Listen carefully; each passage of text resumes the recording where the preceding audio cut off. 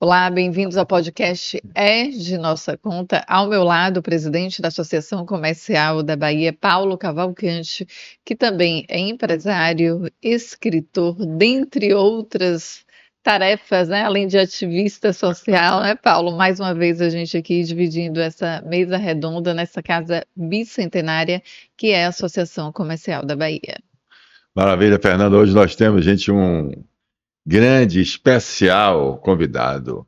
Homem que faz a diferença na educação, homem que tem uma história fantástica. Vocês vão descobrir coisas hoje que vocês nem imaginam. Você viu falar no Muro de Berlim? Mas antes vamos conversar um pouquinho sobre ele aqui. Seja bem-vindo, meu amigo Edson Piaggio, que a casa é sua, mas você já faz parte dessa casa também, já faz parte da nossa diretoria da superior, síndico superior, nós estamos aqui juntos com você. Paulo na máquina, seja bem-vindo.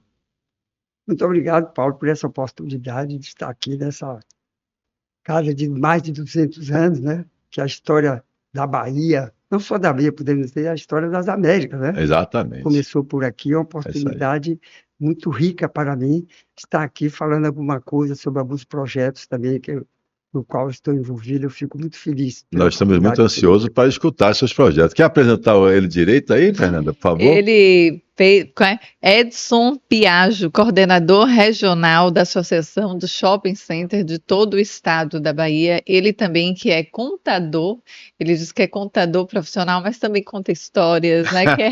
Que tem uma vasta experiência aqui para contar para a gente. Como disse Paulo, nós estamos ansiosos porque nós já estávamos conversando com o nosso entrevistado antes de iniciarmos a entrevista e a gente já percebeu que há muito o que se falar com Edson. E aí a gente já inicia falando a respeito de um tema super interessante e que é o pilar do Brasil, mas é o pilar do mundo, que é a educação.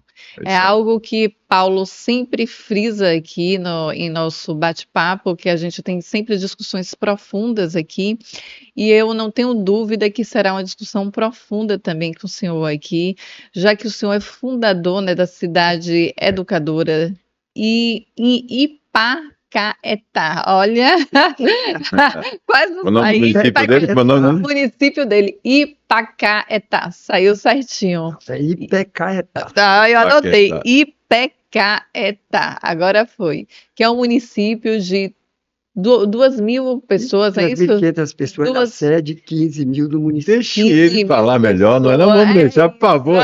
Paulo na máquina, diga, explique o que é o seu instituto, fale para a gente da educação, vamos começar por esse papo, né?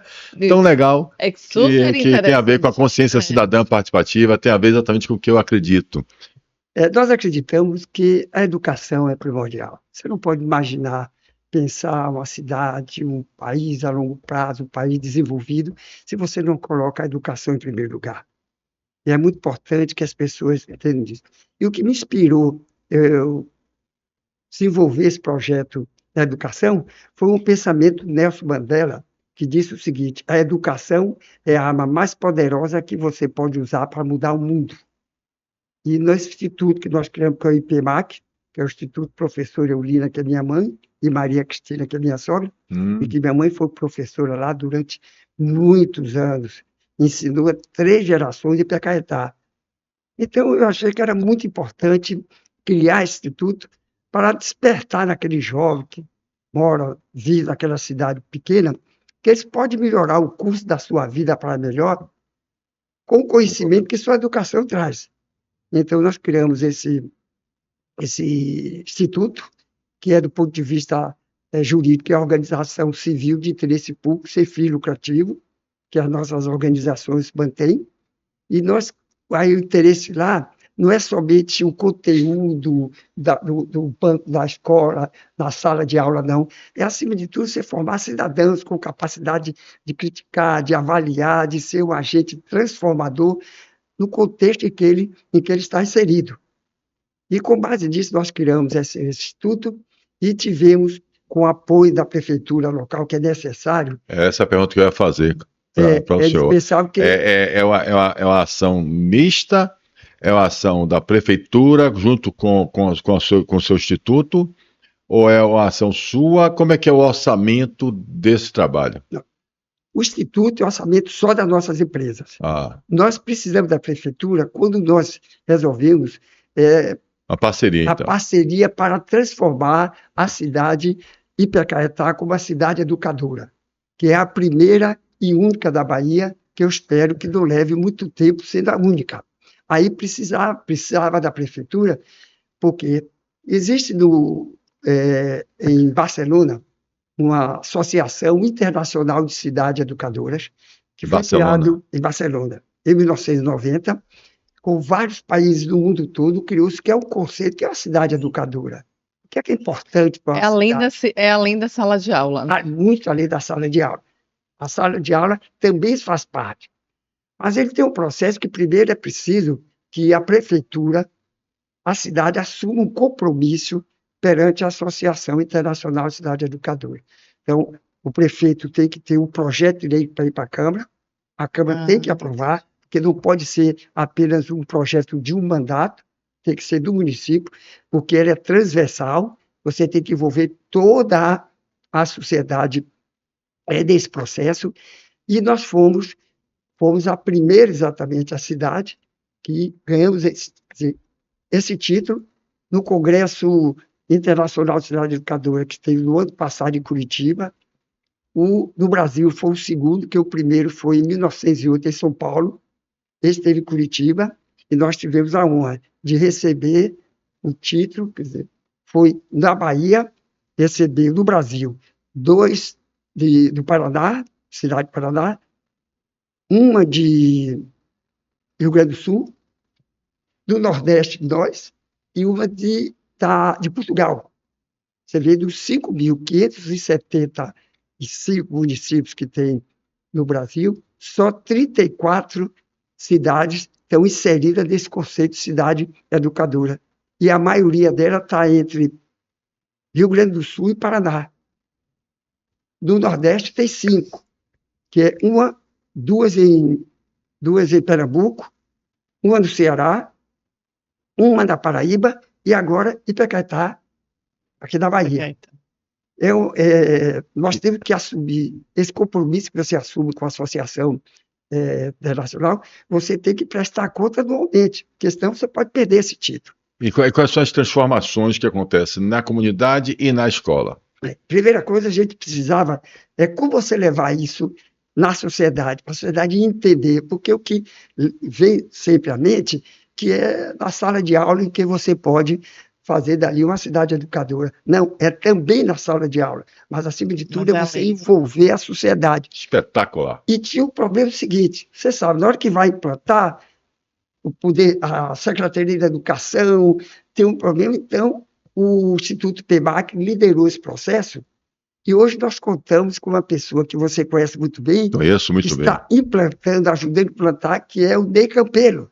Ney Campelo, que coordena o nosso núcleo de educação aqui na Associação Comercial e também toca aqui junto com o Adriano a UniACB, a Universidade Aberta da Associação Comercial da Bahia. E se destacou. E está lá com você, né?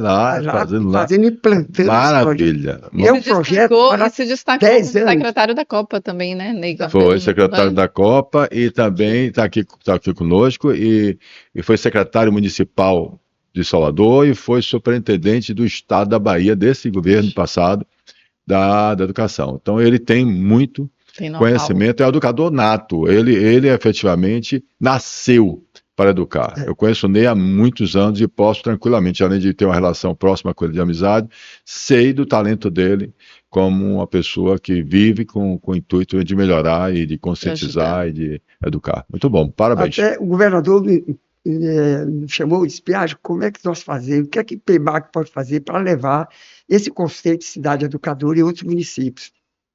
Boa, o governador chamou você para chamou para dizer maravilha. Isso, você pode fazer, Piaggio. Até a última vez ele estava lá fazendo recebendo lá um discurso lá, quando ele viu o Piaggio, não pode ser Ipecaetá somente a cidade educadora da Piaggio, vamos fazer Ele está certíssimo. Ou seja, eu acho que exemplo, né? Educa com exemplo, né, Piaggio? E ele tem citado em alguns momentos, ele diz, olha, Ipecaetá, a cidade. Agora, é preciso você assumir um compromisso, por isso que nós deixamos somente por conta do município. Porque pode mudar de 4 anos, é verdade, embora o compromisso não pode ser apenas de uma gestão. Mas o IPMAC assumiu essa responsabilidade, juntamente com o Tani Campeiro, para a gente levar. Eu disse ao governador, depois que nós tivermos, aprender até um pouco como fazer, eu teria o maior prazer do IPMAC levar a outra cidade, porque sem educação, governador, nós vamos ficar.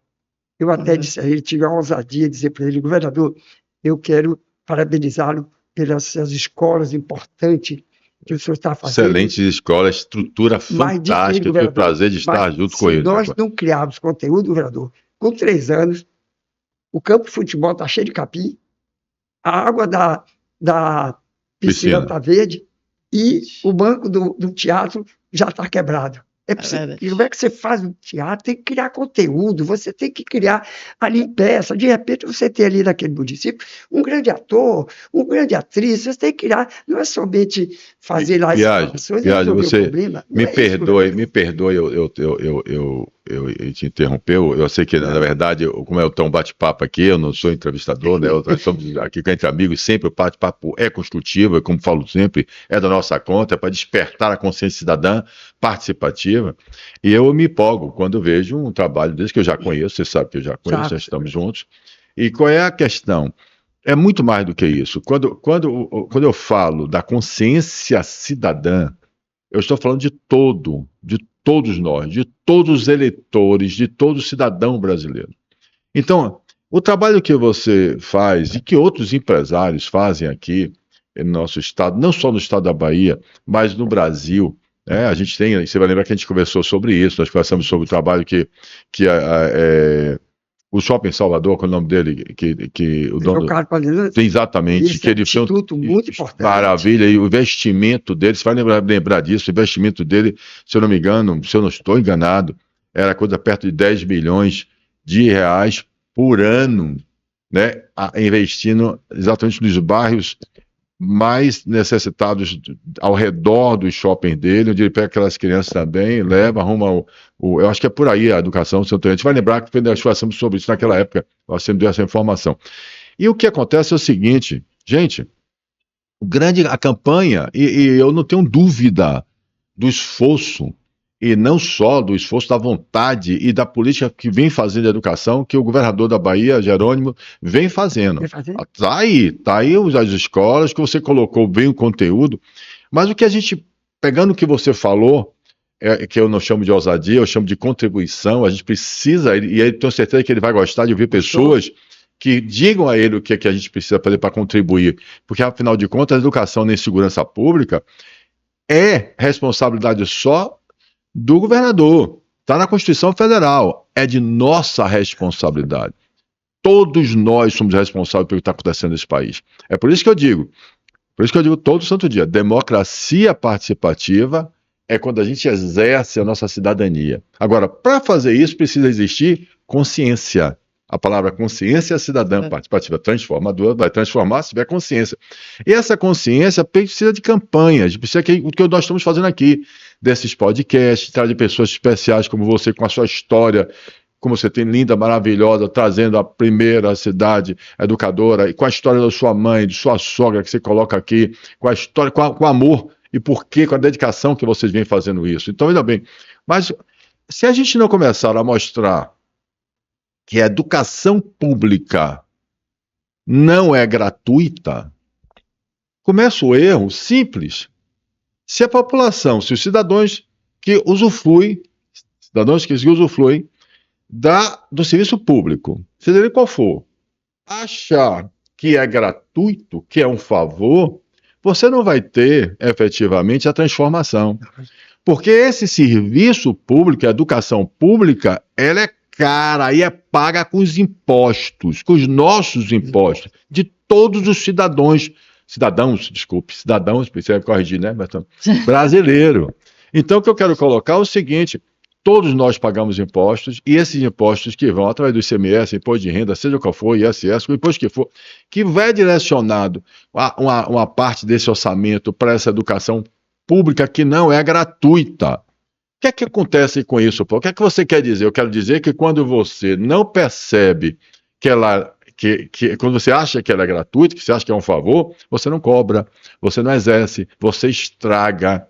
Então, veja bem, você afasta o cidadão, os pais e os próprios mestres, os próprios professores acham que podem faltar aula, acham que pode faltar em maneira escolar, acham que não tem que ter qualidade naquele ensino, acham que pode entrar em greve e atrasar a vida de profissionais que poderiam estar trabalhando um ano antes, um ano depois, 2 anos depois, o cara está na faculdade vai sair, em vez de sair no tempo certo, 4 anos e meio, sai em 7 anos, porque a faculdade está desorganizada, desatendida. A gente precisa despertar para isso, porque quando você começar a cobrar, não, amigo, você tem que dar sua aula. Não, você tem que ter infraestrutura para me atender. Não, isso aqui é pago. Porque quando você paga um plano de saúde, quando você paga a sua escola particular, qualquer coisa que você pague que sai diretamente do seu bolso, que você tenha essa consciência, você cobra, briga, judicializa.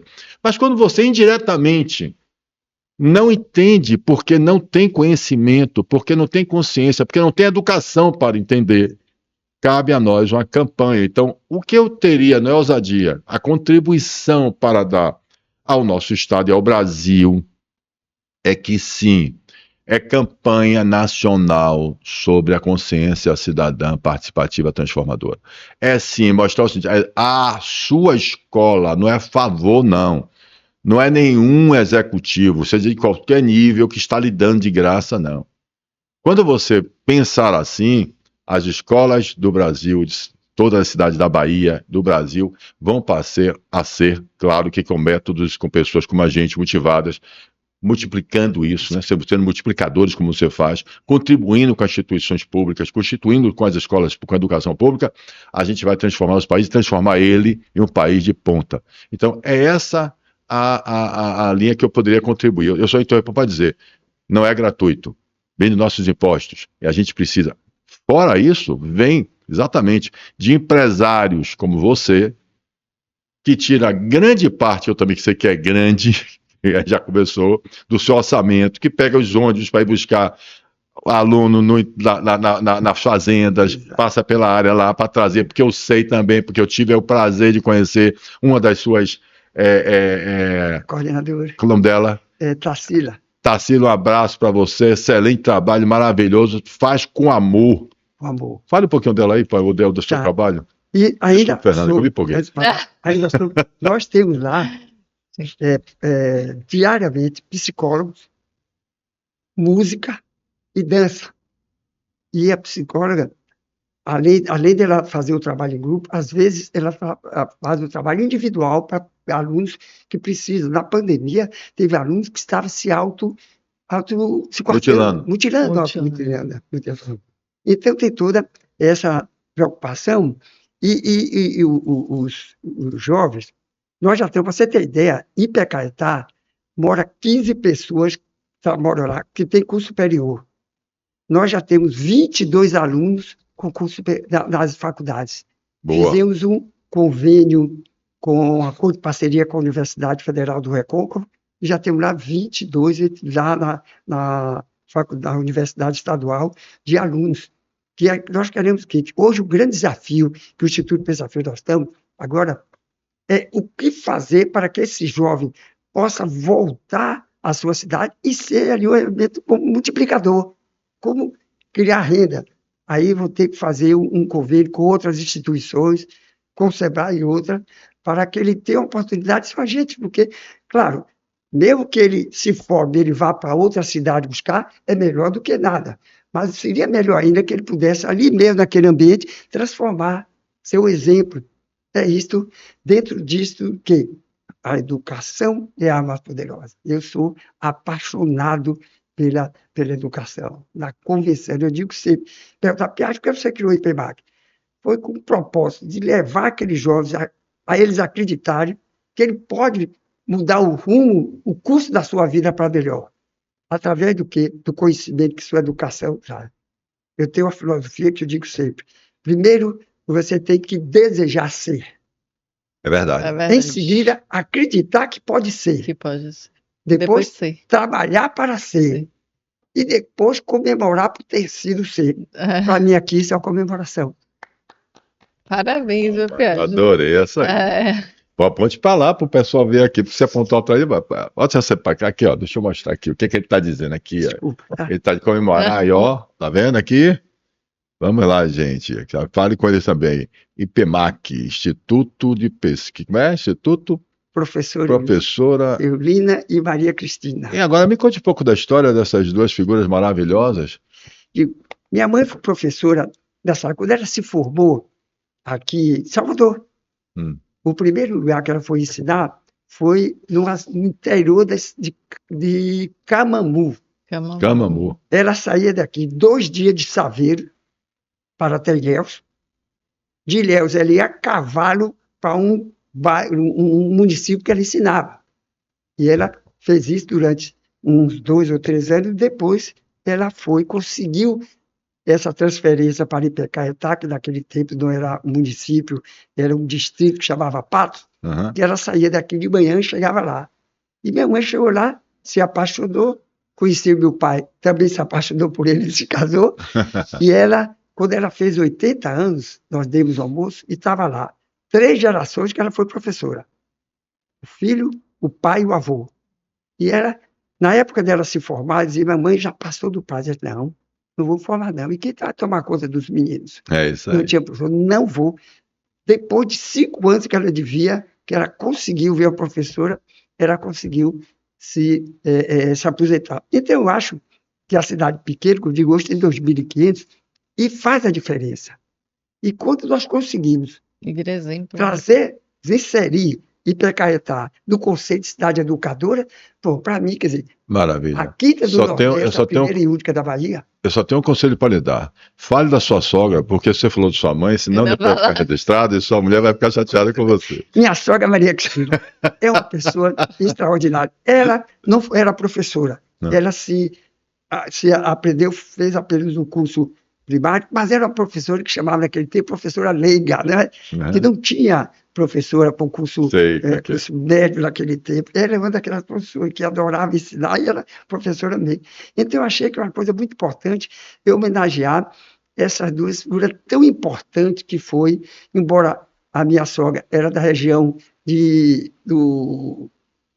lá do Rio São Francisco, né?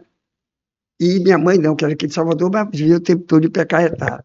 E hoje nós temos lá, na entrada do prédio, que tem essa frase que é o de Nelson Mandela, né? Que a educação é a arma mais poderosa que você pode usar para mudar o mundo. Nós botamos 2 retratos dela. E eu, toda vez que eu vou lá, eu me emociono, porque eu digo, puxa vida. Que maravilha. Quer dizer, isso foi a maneira que eu achei que comemorar por eu ter chegado lá. Pra você ter ideia, quando eu terminei o curso primário, eu levei 5 anos sem estudar. Não tinha o curso secundário. E minha mãe, sabiamente, disse o seguinte, olha, eu não posso colocar todos para estudar, que era em Feira de Santana que tinha. Eu vou colocar as meninas, que pelo menos elas se formando em professora, arranjam um casamento melhor, não precisa ficar aqui da roça, e os meninos que se virem. Eu levei por isso 5 anos, sonhando, o meu maior sonho era estudar. Aliás, eu tinha 2 sonhos, ter uma bicicleta e estudar. Eu andava assim na rua como se eu estivesse no guidão de uma bicicleta. Quem sabe um dia eu tenho uma. Depois que eu passei a poder ter várias, por que eu vou fazer isso? Muito bem. Tinha que fazer. Parabéns. É uma comemoração. Piaggio, o senhor é coordenador regional da Associação dos Shoppings da Bahia. E quando a gente fala em cidadania, que Paulo sempre fala aqui em cidadania, eu me remeto também à acessibilidade, que é um tema muito importante, principalmente debatido na atualidade, e que o shopping center cada vez mais tem aderido a essa questão. Porque quando se fala em acessibilidade, a gente tem, na minha concepção, tem que se colocar no lugar do outro. Porque as pessoas com deficiência, que são as chamadas PCD, tem diversas dificuldades, e quando a gente se coloca no lugar do outro, eu acho que fica mais fácil. Eu me recordo que em 2001, eu acho que o senhor se lembra, Paulo, também, o cantor Herbert Viana, em 2001, lembra, ele sofreu um acidente aéreo, perdeu a esposa e ficou paraplégico. Em uma entrevista dele, eu achei super interessante, que ele diz que, às vezes, as pessoas que não se colocam no lugar dele não percebem a dificuldade que é ser paraplégico, porque um muro para ele se transforma em uma muralha, até para se locomover. Então, e eu sempre digo que nós somos tão frágeis, o ser humano é tão frágil, que qualquer um pode ter qualquer problema, qualquer um pode sofrer um acidente, qualquer um pode ter um problema de saúde e ficar como sendo uma pessoa deficiente, né? Qual a principal preocupação do shopping center em relação a isso? Eu vejo que o senhor tem uma preocupação muito profunda com a educação, com cidadania, em questões tão importantes para essas pessoas que precisam de um apoio, de um acolhimento. Olha, nós já fizemos alguma coisa, mas temos ainda muita coisa a fazer. Às vezes fica com essa preocupação disso, talvez não adianta, a gente bota aqui, pilotar só aqui, mas o problema a dificuldade de chegar até aqui, não vamos esperar, vamos fazer a nossa parte. Vamos fazer a nossa parte aqui dentro, que depois, para ele chegar até lá, que é um assunto do governo, mas não podemos esperar. Agora nós estamos fazendo um empreendimento na feira, que eu tive essa preocupação, os arquitetos, a mesma coisa, a gente pode aqui preparar tudo dentro dessas condições, mas ele não pode chegar aqui. Não vamos preocupar com isso agora. Vamos fazer a nossa parte e depois mostrar ao governo que ele também precisa fazer a parte dele. Ele precisa dar condições para que essas pessoas que têm dificuldade cheguem até aqui. Você vê, olha, há muitos anos atrás, eu fui presidente do Rotary Club Salvador Barra. E foi um trabalho que nós fizemos, que antigamente a lei dizia que no lugar, quando você tinha o primeiro sanitário, tudo isso, podia fazer normal. O segundo é que fazia para pessoas de cidades especiais. Então, nós temos, por que esperar o segundo? Se a lei exige apenas um, que esse seja para todos. E isso já está há muito tempo aqui, foi um trabalho que nós fizemos, até participou desse trabalho a presidente da Associação das Pessoas Necessitadas, que ela era uma cadeirante, eu não me lembro o nome dela, mas ela era muito atuante, eu estou falando coisa de 20. Eu sei, eu lembro ela, porque ela é muito atuante na Assembleia Legislativa. Isso, e ela só que eu também não me recordo o nome dela. Isso. Então, o shopping está fazendo muita coisa, mas nós precisamos fazer mais ainda, e sempre digo isso, não vamos esperar o que faça depois, antes do shopping. Vamos fazer a nossa parte, que isso você provoca também o poder público a fazer a sua parte. E temos que, a inclusão, hoje, o mundo todo está preocupado com isso. Você vê o último congresso que teve Cidade Inteligente, fora de Barcelona, porque Barcelona também tem a Associação Internacional de Cidade Inteligente, e Curitiba passou a ser agora, que estava entre as 10, foi agora classificada como a cidade mais inteligente do mundo. E é a cidade coordenadora das cidades educadoras do Brasil. Olha só, Curitiba que exemplo, né? Eu tive a oportunidade lá, eu tive antes, ficamos lá, até a secretária de Educação de Feira de Santana, o prefeito da nossa terra, a Tarsila, o nosso coordenador, nós ficamos 3 dias coordenado então era vice-prefeito Eduardo Pimentel, que hoje está disputando o segundo turno, né, de eleição. Ele preparou um programa, nós tivemos uma oportunidade lá, conversamos com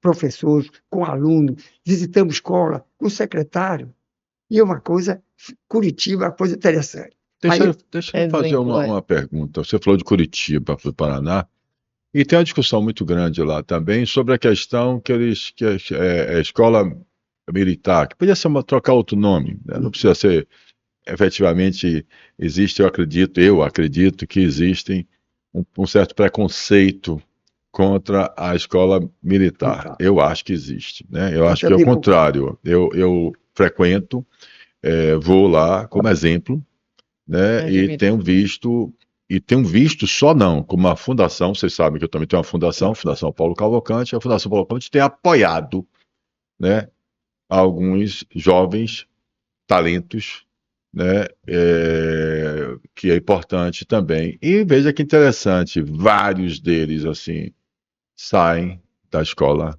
militar, né? Ou seja, vários deles. A escola militar dá um exemplo dessa questão. Não significa, eu até tive conversando com o coronel, e na escola militar eu perguntei a ele como era a estrutura da escola militar. Aí até para desmistificar, eu falei, não, nós temos aqui, a escola aqui da Itaque, da Pituba, né? Eu falei, não, nós temos aqui também a parceria, como o seu caso, com o Estado. Os professores aqui são professores de carreira do Estado, são concursados. Então, não o que a gente tenha só os nossos professores, não. Os professores estão lá dentro da escola ensinando e a gente faz a mesma coisa, ou seja, então eu vejo às vezes que a questão, e isso eu estava conversando também um pouquinho sobre a escola do Rotary Club de Itapuã e tal, que aí vai ter até uma entrega hoje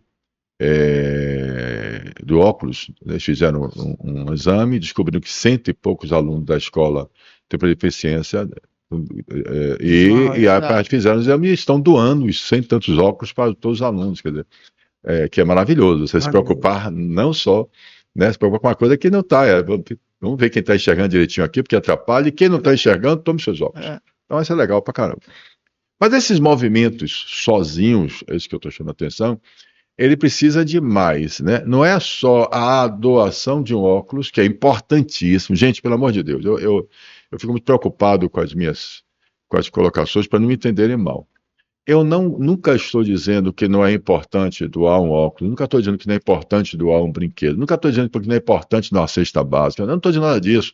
Eu nunca estou dizendo que o assistencialismo, ao contrário, está na nossa Constituição Federal Brasileira, desde 88, o assistencialismo é obrigação nossa, nós pactuamos isso, não é invenção de nenhum presidente de república, seja de direita, seja de esquerda, não. Está na nossa Constituição, nós temos que assistir.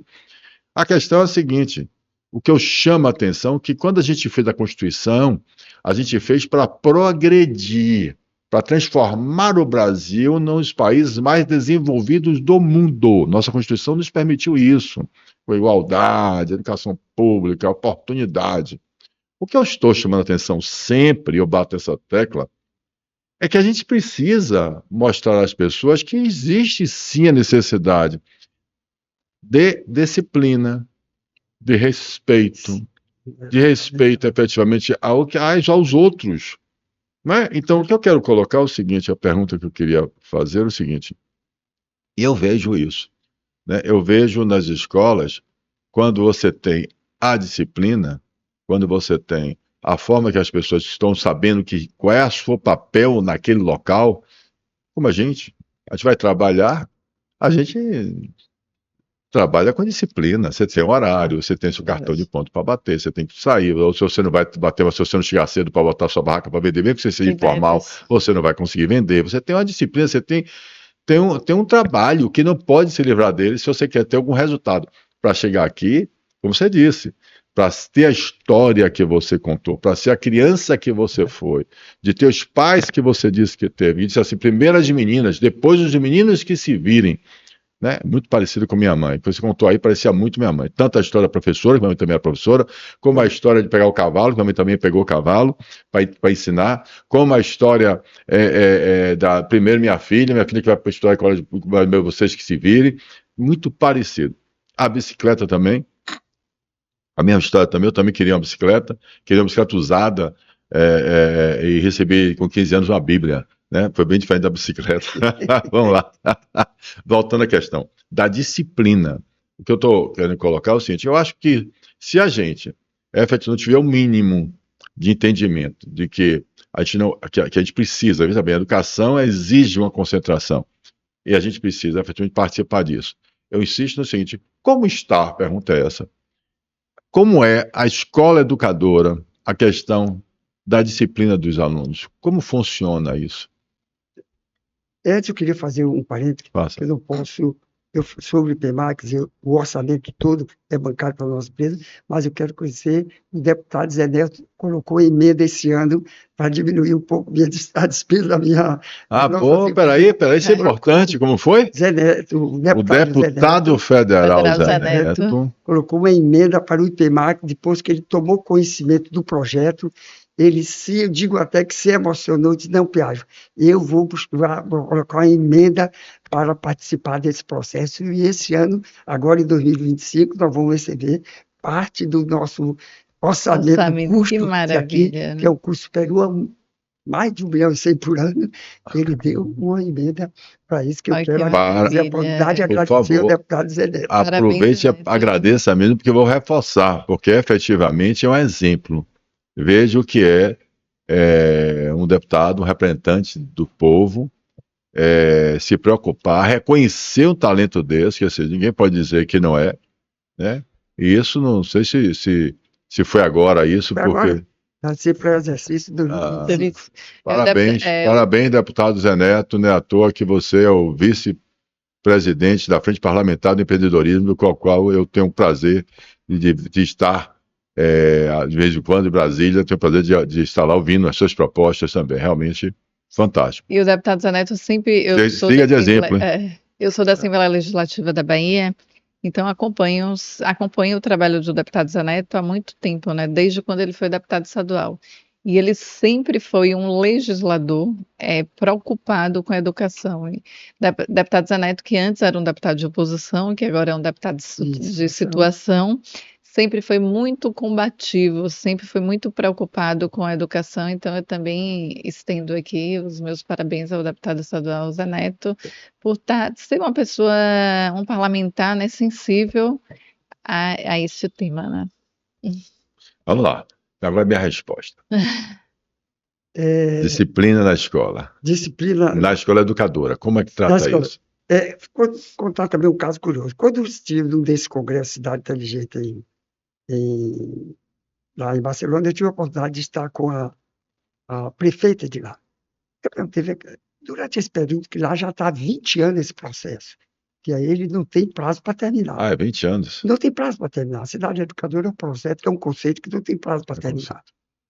Aí eu perguntei a ela, durante esse período, se não teve, ele não foi eleito prefeito de oposição, e se isso não tinha solução de continuidade, ela disse, não, aqui, quando tem nas eleições, só precisa a gente dizer que o outro adversário, se ele for eleito, ele vai suspender esse projeto.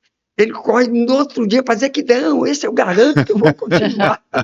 E com isso a gente tem atravessado esses 20 anos. Porque é isso, né? Porque isso já faz parte, a sociedade já absorveu, que é Boa. isso que nós temos que fazer com a contribuição, não só da prefeitura local, mas também do professor Ney, para a gente levar, estamos começando agora.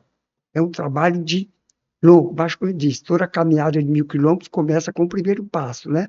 Então, nós estamos dando o primeiro passo, e o interesse nosso, do PEMAC, é levar isso, como prometeu o governador, começar pela região metropolitana de Feira de Santana, levando isto, e com certeza vamos cada vez mais. Se você conversar com os nossos alunos, você já está colhendo a empolgação. Se ele não vem à escola, a professora vai lá na casa, traz a família para fazer parte. Você não pode imaginar educação se a família é a sociedade como um todo, que é esse o conceito, né? Perfeito. Você trazer para a sala de aula e ir até eles, se não puder chegar aqui. Então, nós temos um trabalho lá interessante. E a gente educa com exemplo, né? Que nós chamamos Projeto Reciclo. Nós criamos a moeda IPMAC e os jovens têm os dias que eles vão catar vasilha, coisas recicláveis. Primeiro nós demos um longo com ele para ele saber o que é lixo, o que é coisa reciclável, e eles colhem e nós pagamos com aquela moeda.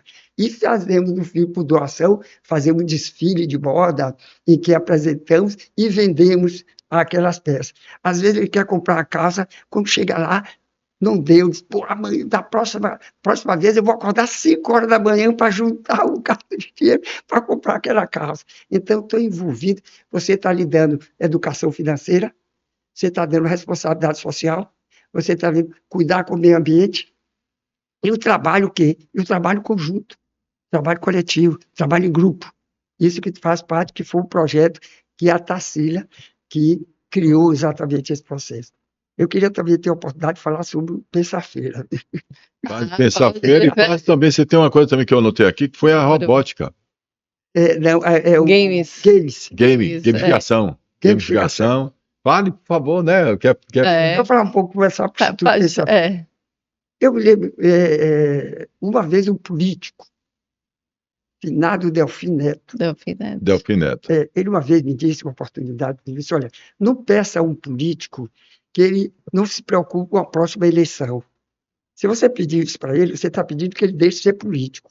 Verdade. Isso ficou na minha cabeça quando nós juntamos lá alguns empresários, disse, gente, o político realmente tem que pensar na próxima eleição. E quem pensa na próxima geração? Boa. Eu digo, nós somos responsáveis. É aqui onde nós temos nosso negócio, aqui onde está a nossa família. Quem pensa na próxima geração. Que o político pensa na próxima eleição. E quem é que vai pensar na próxima eleição? Eu acho que é a responsabilidade da sociedade. E nós, como sociedade empresária, temos que ter essa preocupação.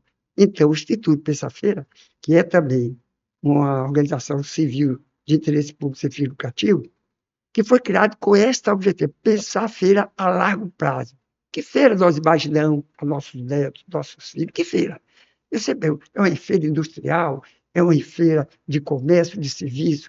Qual o nível de educação? O que é fundamental para a Feira de Santana ser uma cidade desenvolvida? Que começa pela educação. E esse instituto, nós já sabemos, como é uma organização plural, nós não representamos nenhum segmento, nem laboral, nem patronal. Então, nós criamos com o conceito de ser um fórum de debate com capacidade de você aglutinar a sociedade civil organizada em torno de ideias. Porque nós não representamos nenhum segmento, como eu disse, então nós temos, assim, transversalmente, a gente pode, e nisso nós temos conseguido juntar toda a associação comercial, centro das indústrias, sindicatos jornalistas.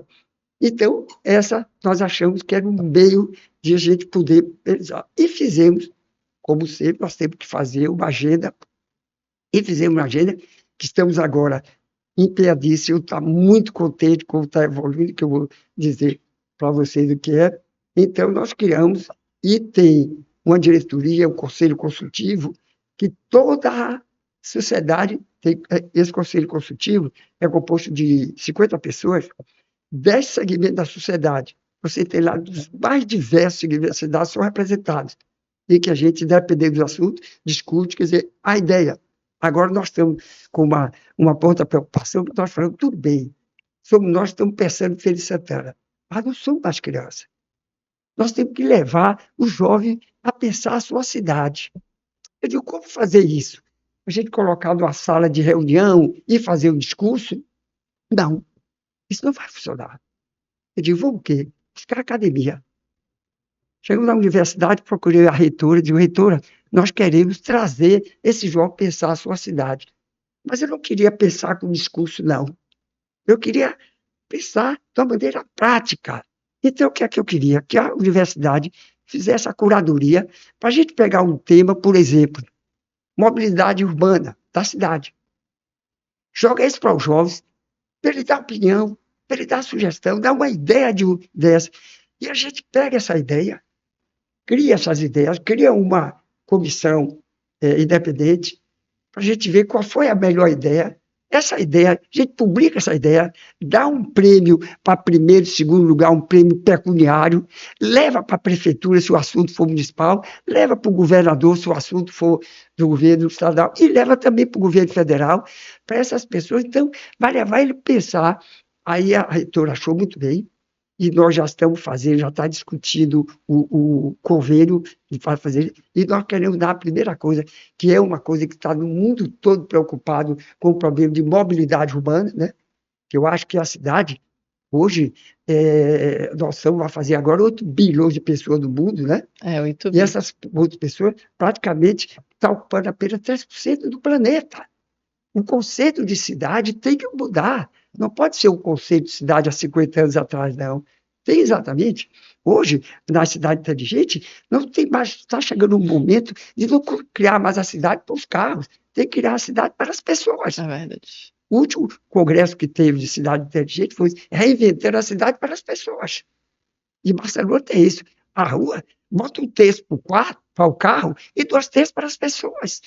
Só tem que circular. Então, há necessidade de mudar os prefeitos, essa nova autoridade, mudar esse conceito de cidade. A cidade inteligente, que é isso, que Curitiba, que é uma preocupação, que é outra, que o Pensa-Feira vai exatamente conversar, como a gente conversar para ser uma cidade inteligente, começar por um item para você tornar. Em Curitiba, por exemplo, tem uma pessoa que diz, você está todo dia aqui falando de cidade inteligente. O que é cidade inteligente? É que tem muito computador. Eu perguntei para ele, você gosta de Curitiba? Gosto. Mora aqui há muito tempo? Gosto. Por que você gosta de Curitiba? Porque as coisas funcionam. Digo, é isso que é cidade aplicadora, é cidade inteligente. As coisas funcionam. Então, é isso que nós temos que fazer. E o Instituto Terça-feira está preocupado agora, vai entrar em nossa agenda, que agora, a nossa agenda agora, em 2025, que é a implantar a região metropolitana de Feira de Santana, que foi criada há 10 anos, mas nunca foi implantado. E agora o segundo é criar a Universidade Federal de Feira de Santana. Maravilha. Nós tivemos cidades... E já tem a UFES, que é super bem conceituada. Eu já morei lá em Feira de Santana. E a UFES é muito conceituada e agora... Nós temos cidade como Dourados, Mossoró, que tem 1/3 da população de Feira de Santana. Está andando para lá de lá, vai ser Universidade Federal e Estadual. Ô Piaggi, você está andando de sair de Feira de Santana, cuidado que você está começando a ir para Mossoró, você está começando a entrar para lá de lá, daqui a pouco vai ter gente que vai assumir a palavra aqui, não vai deixar você falar mais. Se você chegar... Não deixa eu falar muito não, já lhe falei. Deixa eu falar agora, depois você fala direito. Deixa eu dizer uma coisa para você, gente, que é importante, que esse é da nossa conta, é exatamente tem esse objetivo. De trazer histórias fantásticas como essa, de trazer de liderança, porque você é o nosso líder, está no Consempre, representa o Shopping Center, e tem uma história fantástica, que é exatamente o empreendimento, que é o empresário, que é a pessoa que tem a história, como nós todos tivemos aqui, ouvimos várias histórias muito fantásticas, como a sua, mas a gente precisa trazer essa consciência geral, que é o seguinte, vamos lá. Você disse aí no instante, o projeto tem 10 anos e não foi feito em Feira de Santana. Nossa Constituição tem 35 anos e a gente continua com analfabetos funcionais.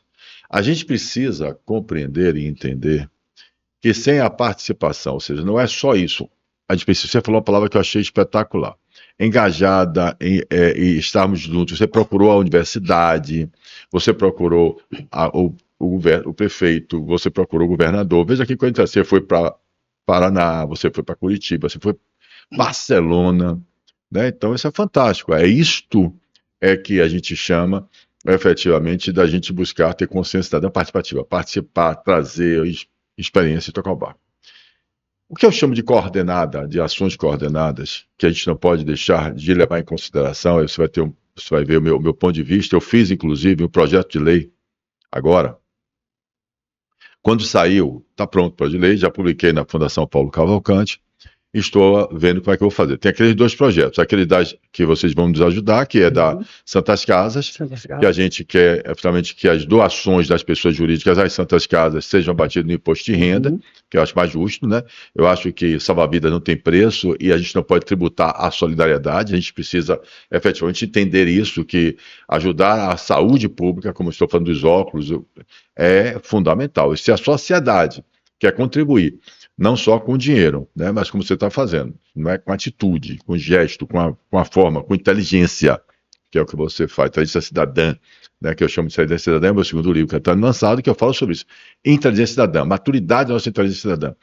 Mas veja bem, nesse projeto de lei, vocês vão lembrar que nós temos, na pandemia, se eu não estou enganado nos meus números, foram 55 milhões de pessoas no Brasil que receberam dos 200 e poucos milhões que nós temos, 155 milhões de eleitores que foi essa eleição passada agora, se eu não me engano, 52 milhões receberam Bolsa Família. E 22 milhões, se eu não estou enganado, parece que apostaram, se não foi 22 milhões, é um número bem alto, apostaram nas bets, jogos de apostas esportivas.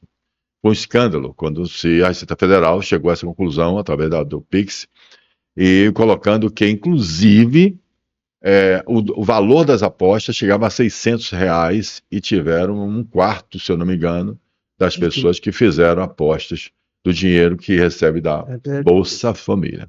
Bom, o que é que eu quero chegar? Onde eu quero que vocês prestem atenção. Quando eu falo coordenado, ações coordenadas, nós temos 815 mil entidades filantrópicas, ONGs, institutos no Brasil. Empresas como a sua, como a minha, Fundação Paulo Cavalcante, o Instituto seu e vários outros, que fazem esse trabalho espetacular que você faz, que os outros estão fazendo. E eu fiz uma conta. Nesse projeto de lei que eu coloquei, eu coloco que as pessoas não podem receber apenas o recurso na Bolsa Família sem essas pessoas que são vulneráveis receber esse apoio. Para não ficar caro, para não ficar mais caro ainda e não vir a culpa para cima do empresário, que o empresário é culpado de tudo, da pobreza, da miséria, é demonizado e criminalizado e precisa mudar isso. Porque são esses empresários que estão aqui discutindo exatamente essas coisas fantásticas para transformar o nosso país e os políticos também, que eu digo todo dia, criminalizar, marginalizar políticos, partidários e empresários não é justo. Qualquer classe que seja, qualquer instituição, como eu botei, nem todo empresário é sonegador, nem todo político é corrupto, nem todo juiz ou judiciário vem de sentença, nem todo nem todo funcionário público é preguiçoso. Isso é injusto e a gente tem que mudar essa cultura. Não é ao contrário. Os erros são inerentes à pessoa. Está na nossa Constituição, está no nosso Código Penal, está no nosso Código Civil, não à instituição. As instituições são fundamentais e indispensáveis para o crescimento que nós queremos no nosso país. Mas vamos lá. Mas os empresários são os fomentadores dessa riqueza, que pagam os impostos para dar o que pensam ser gratuito e não é gratuito, os serviços públicos que deveriam ser eficientes e não são. Aí outra coisa. Não generalizando, nós temos serviço público eficiente, temos vários, mas temos também ainda muito a desejar, o que leva nosso estado, nosso país em geral, principalmente nós aqui no Nordeste. Né? Então vamos lá. Nesse projeto de lei eu trago a coordenação. Eu me perdi um pouquinho, mas acho que deu para entender. 815 mil entidades filantrópicas, entidades sem fins lucrativos, e você tem 22 milhões de pessoas recebendo Bolsa Família, vamos dizer, que apostou para fazer uma coisa equilibrada. Aí eu fiz uma pesquisazinha nos sites das entidades, como você deve estar no seu e tal. O impacto, quantas pessoas você beneficia com o seu instituto através da sua educação, das famílias e tal. Talvez seja difícil de medir, mas nesses 10 maiores instituições do Brasil, nos seus sites somados, aproximadamente 17 milhões e 500 mil pessoas. Das 815, só as 10 maiores conseguem atingir com benefícios. Seja na fase de educação, seja na parte de saúde, seja na parte de qualquer tipo de atividade que faz. Pode ser Amigos do Bem, fantástico, o trabalho que faz no interior do Nordeste aqui, muda a cidade, etc. Pode ser da Instituto... acho que é Étnicos, ou Bradesco, ainda vai, tem vários. Né? Tem também o Instituto do Lemos, né? Exatamente, tem vários, aliás, todos os grandes ricos, milionários do Brasil, têm grandes institutos fazendo excelentes trabalhos, amigos do bem, todo pela educação, e lá vai. E aí eu disse, poxa, o que é que custa na legislação, no projeto de lei? Você já tem identificado, tanto identifica que a Receita Federal já chega lá e já diz, você apostou no jogo do azar? Então, você recebe, então, existe vários conjuntos, você vai entender.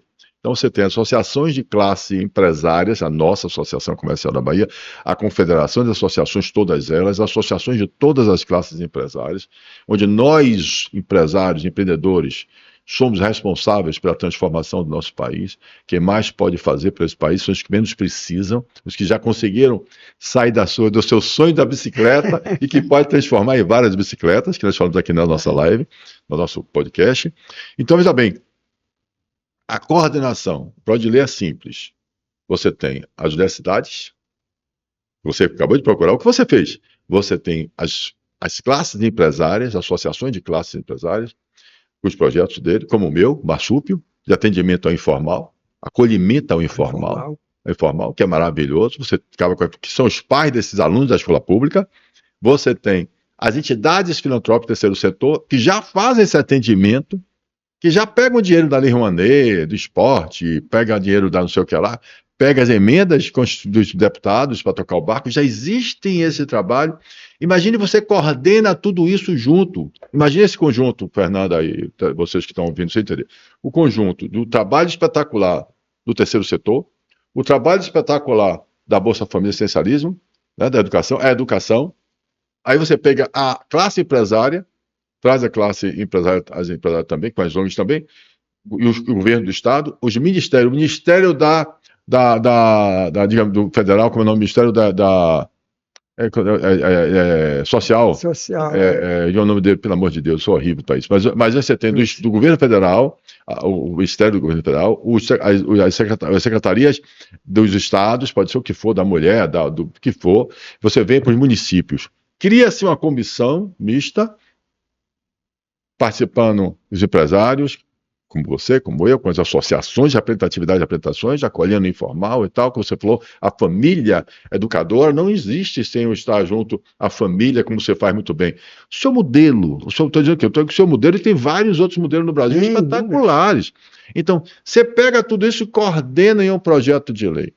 E coordena e vê os conjuntos. Esse conjunto, quando você faz a interseção é o número de elementos que tiver que é comum nesse conjunto aqui, essencialismo, é o mesmo número de elementos que vai estar recebendo aqui auxílio de um terceiro setor, com certeza. Junta isso. Faz as ações integradas. E aí a pessoa que recebe a Bolsa Família não recebe só o recurso, ele recebe consciência, educação, saída. Você falou financeira, educação financeira, empreendimento, empreendedora, como é que ela vai fazer, formalização, e a gente dá a porta de saída para que o Brasil prospere. Este pensamento está no meu projeto de lei, com justificativa e tudo à disposição. Né? Paulo, o que é que você vai fazer, Paulo? Por isso que eu estou fazendo os projetos de lei populares, abaixo-assinado, por isso que eu quero que as pessoas exercitem a democracia participativa. Por isso, no projeto de lei das Santas Casas, para ajudar a Irmã Dulce, para ajudar as Santas do Brasil inteiro, seja quem for, que é a nossa santa e tal, que as pessoas vão lá e dizem assim, pô, eu estou doando, vai contribuir. E abatendo por agora, por que você quer? Porque você não entrega. Eu já falei, vou entregar, vai cair na mão do nosso querido deputado Antônio Brito. Né? Ele, com certeza, é o cara que faz um trabalho espetacular nas Santas Casas. Ele a palma para ele, eu tenho admiração particular pelo trabalho dele, já tive nos congressos vendo, espetacular. Veja bem, Paulo, você entrega ele, eu já disse, Antônio, eu vou entregar, você vai pegar isso, mas olha bem, é necessária a valorização das Santas Casas, é necessária a conscientização do povo, do valor que tem o SUS, mas o que tem um valor também nessas Santas Casas que fazem esse atendimento. É necessário que o povo entenda que ele pode exercer a democracia participativa, que eu posso assinar um projeto de lei, um abaixo-assinado, eu exerço, eu posso transformar, mais importante, consciência cidadã, cidadania, eu posso transformar o meu ambiente. Eu não preciso ficar essa cultura de esperando que me dê e eu não faço nada para sair daqui, achando que o que é sabido ser oportunista, achando que sabido é ficar recebendo. Eu vou trabalhar por quê? Se eu recebo aqui R$1.000, juntando minha filha, não sei o que lá, eu recebo todo mundo me ajudando aqui, por que eu vou trabalhar? E aí cria uma cultura oportunista e que não vai levar o país a sair, que não tem dinheiro. As pessoas, se não entenderem que não é gratuito os serviços públicos, que não é gratuito o financiamento do dinheiro que dão a ele, o empréstimo do dinheiro que eles vão para ele, não é gratuito, não. É subsidiado. Subsidiado não, compadre. Subsidiado para você que está recebendo, porque você está precisando. Mas nós estamos pagando juros mais caros para ser subsidiado o seu.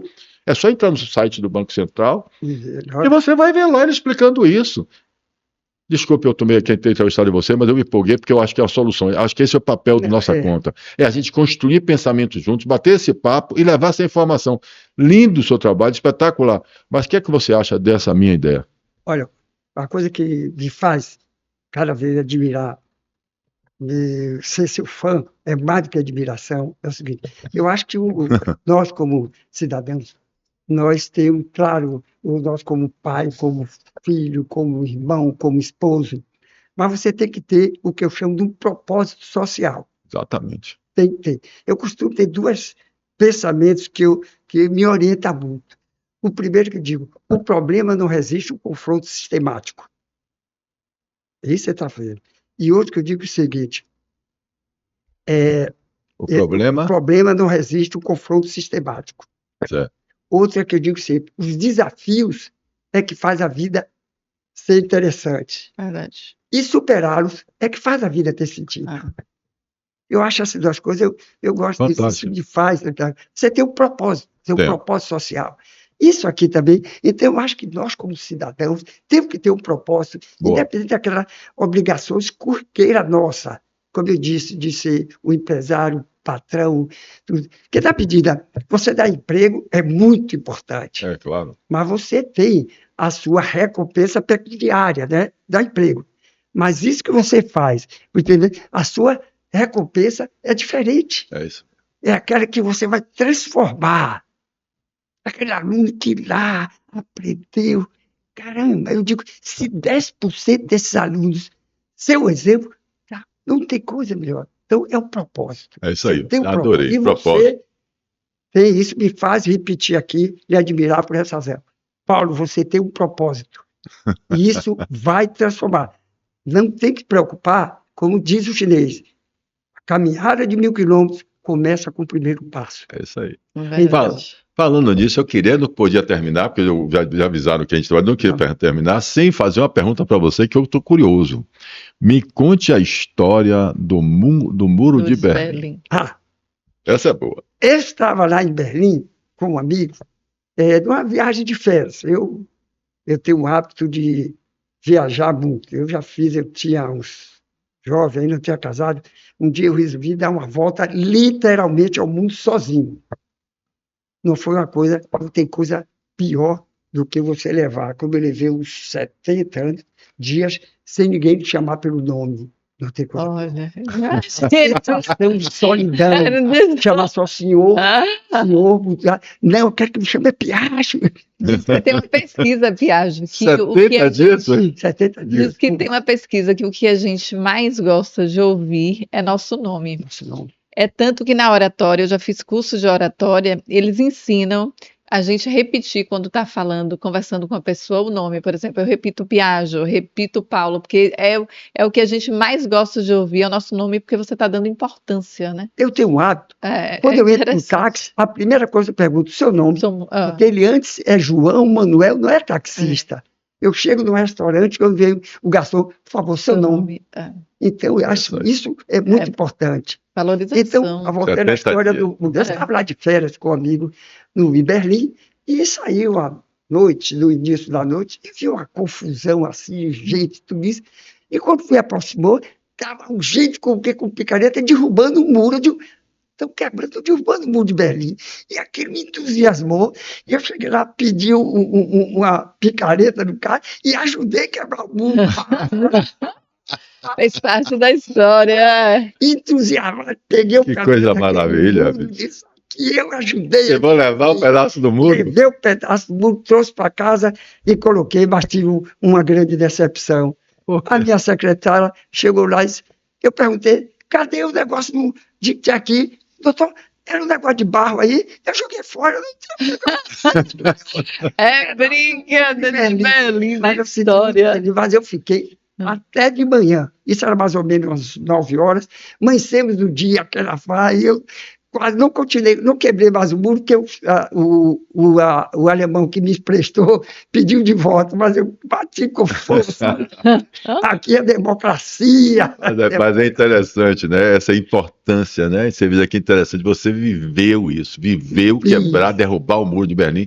O que significou, naquele momento, que é um dos momentos históricos também, que a gente, que até eu vi no livro que fala o fim da história e o último homem, que ele diz o seguinte, ele entendia que quando o muro de Berlim foi derrubado, é como se tivesse existido a vitória da democracia em relação ao liberalismo, do capitalismo, sobre, né, o socialismo, o comunismo, né, que a União Soviética estava se dissolvendo também, né, e aí a gente vê isso. Quantos anos tem atrás isso? Quantos anos? Isso foi, tem uns mais de 40 anos. 1961, acho. 1961. Eu não me recordo. Não. Pega o celular. Vamos pegar. Não foi Vai saber o muro de Berlim. E o importante... Peraí. Não, foi depois de 64. Peraí, bora ver agora. O que importa, que eu quero colocar é o seguinte, eu quero dizer que quando se você pegar e avaliar exatamente isso, que você vem, mesmo Quantos anos atrás? Diga aí, super importante essa reflexão que ele vai fazer Queda aqui. do Muro de Berlim, 1989. 1989. Qual foi o 89. Agora veja bem, raciocine comigo, uma outra reflexão. 1889. 1989. 1989. Então, há 34 anos atrás. 34 anos. Porque 1988 foi a nossa Constituição. Será que nossa Constituição, se tivesse sido após a derrubada do Muro de Berlim, que em 1988... Foi um ano antes. Então, foi um ano antes. Um ano antes. E ela traz uma influência muito grande, né, da França, que é o social. Que é o social, é verdade. Que é importantíssimo para a gente. É por isso que a pessoa pergunta, qual é o seu partido político? Eu sou constitucional, eu sou um cara da Constituição Federal Brasileira. Eu sou cidadão que acredito na liberdade de expressão, na liberdade de vir, da Constituição Solidária e Cidadã. Por que Solidária e Cidadã? Ela é, sim, da livre iniciativa, da propriedade privada, ela é, sim, capitalista, né? Mas ela é social. Ela é que de todos nós somos iguais. Já está dito isso lá, 35 anos atrás, independente de credo, raça, independente de... Já está dito, nós somos iguais. Morou aqui é igual. Não tem branco, não tem preto, não tem rico, não tem pobre, somos iguais. Temos direito à educação pública, à saúde pública, moradia, saneamento, assistencialismo. Está lá escrito. Justiça. Está lá escrito. Agora, nós não fizemos a nossa parte. Nós não cumprimos o nosso planejamento que estava feito nas nossas leis complementares, como erradicar o analfabetismo. Ao contrário. Nós que deixamos criarmos a polarização, a intolerância, né? A história de fake news, né? Pelo amor de Deus, quem tem a calúnia, a difamação, ela já existe, já foi prevista. Quem tem que ter, aí vem a questão que o senhor até falou, que é interessante, que o senhor falou da Finlândia. Eu me lembro como exemplo de educação, como exemplo de educação. Exatamente da questão da robótica, não, que falou o gamificação. Gamificação, nas escolas de gamificação. Né? Então, também, quando a gente vê essa questão, e aí eu vou para um trabalho interessante que eu estou verificando, a metodologia que eu vou, já está pesquisando, eu estou pesquisando lá na Fundação, a metodologia de por que se introduz a questão exatamente de interpretação da imprensa, da informação da imprensa. Desde cedinho, que os alunos aprendem com consciência, ter capacidade analítica, crítica, de interpretar a informação da própria imprensa tradicional, para que ela faça a sua formação de opinião. Quem é a censura de você é você mesmo. É seu conhecimento. A gente não pode, de jeito nenhum, criar exatamente através da educação. Não tem outro caminho. Acho que fica bom para a gente terminar, porque já estamos uma hora e tanto. Para a gente terminar essa reflexão aqui, que é educação, o caminho à educação. Parabéns, eu estou aqui muito feliz, achei espetacular a nossa pena que vai ter que marcar outra para conversar de novo, tá? Eu queria que, Fernandinha, por favor, fale o pessoal para deixar meu querido amigo, você que fala, o que é que você falaria, onde é que seu cara perto, o que é que você falaria para o pessoal que está ali ouvindo, qual é a melhor mensagem que a gente pode dar para potencializar esse momento maravilhoso? Acho que a mensagem mais importante que eu digo é o seguinte: nós somos responsáveis pelas próximas gerações. Nós não podemos, como você disse, Paulo, e você faz isso muito bem, atribuir que isso é responsabilidade nem do governo, nem de outro. É nossa. É nossa, é da nossa conta. É da nossa conta. Você foi muito feliz, é da nossa conta. Com isso, saber acima de tudo, mais é da nossa conta e é da nossa obrigação. É isso aí. É da nossa obrigação contribuir, porque se nós chegamos aqui, nós temos condições de contribuir. Eu digo, gerar o emprego é bom, gerar renda é bom, mas não é ainda o suficiente. Nós temos que ter um propósito para trabalhar em benefício da sociedade, que é o que você faz, que eu quero deixar aqui os meus parabéns e, acima de tudo, o meu agradecimento na condição de cidadão, participar desse trabalho, que aqui eu me sinto participando desse trabalho que você faz. Parabéns, Paulo. Estamos juntos, meu querido amigo, estamos juntos, sim. Eu que fico feliz e honrado em ver o trabalho espetacular que você faz, belíssimo, e com essa vontade, né, com propósito, significado que você faz. Parabéns, eu estou muito feliz da vida. Fernanda, por favor. Eu acho que eu sempre digo que a cada entrevista aqui a gente adquire mais conhecimentos, né, Paulo? E hoje, obviamente, não foi diferente, porque Piaggio, né, Edson Piaggio, é um poço de conhecimento. Poço. E trouxe aqui para a gente informações preciosas, porque nós falamos a respeito de diversos assuntos de educação, quando a gente lembrou aqui da fundação da Cidade Educadora em Ipecaetá, a cidade onde o senhor nasceu. Falamos também no Pensar Feira, que é super interessante. Falamos a respeito da história da construção do Muro de Berlim em 1961 Da e da destruição em 1989, né? Então, da construção em 61, da destruição em 1989, e saber que o senhor estava lá e ainda trouxe para casa um pedaço do Muro de Berlim, mas que infelizmente não tem mais. Poxa. Então, é falar que o senhor faz parte, que é daqui da Associação Comercial, faz parte da história de Ipecaetá, faz parte da história da Bahia, faz parte daqui da Associação Comercial da Bahia, nessa casa bicentenária. E o senhor faz parte também da história de todo mundo, já que o senhor ajudou a derrubar o Muro de Berlim. Obrigada. meu Brinde aqui Piaggio. a nossa consciência cidadã participativa. Obrigada. Todos nós.